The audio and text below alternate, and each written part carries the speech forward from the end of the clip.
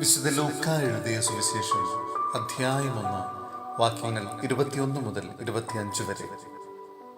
സ്നാപക യോഹന്നാന്റെ ജനനത്തെക്കുറിച്ച് അറിയിപ്പ്. ജനം സഖറിയായെ കാത്തു നിൽക്കുകയായിരുന്നു. ദേവാലയത്തിൽ അവൻ വൈകുന്നതിനെ പറ്റി അവർ അത്ഭുതപ്പെട്ടു.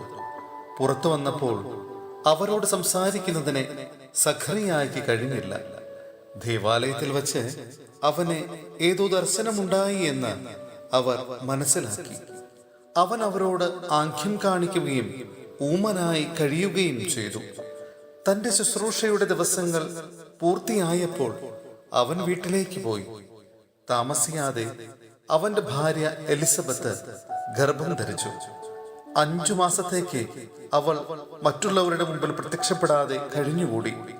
അവൾ പറഞ്ഞു, മനുഷ്യരുടെ ഇടയിൽ എനിക്കുണ്ടായിരുന്ന അപമാനം നീക്കിക്കളയാൻ കർത്താവ് എന്നെ കടാക്ഷിച്ച് എനിക്ക് ഇത് ചെയ്തു തന്നിരിക്കുന്നു.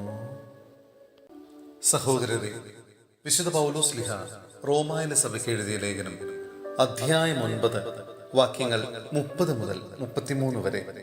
വിജാതിയർ പ്രാപിച്ച നീതി. അപ്പോൾ നമ്മൾ എന്തു പറയണം? നീതി അന്വേഷിച്ചു പോകാതിരുന്ന വിജാതിയർ നീതി, അതായത് വിശ്വാസത്തിലുള്ള നീതി പ്രാപിച്ചു എന്നു തന്നെ. നിയമത്തിൽ അധിഷ്ഠിതമായ നീതി അന്വേഷിച്ചു പോയ ഇസ്രായേലാകട്ടെ ആ നിയമം നിറവേറ്റുന്നതിൽ വിജയിച്ചില്ല. എന്തുകൊണ്ട്?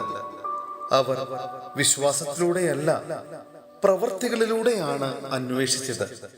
ഇടർച്ചയുടെ പാറമേൽ അവർ തട്ടി വീണു.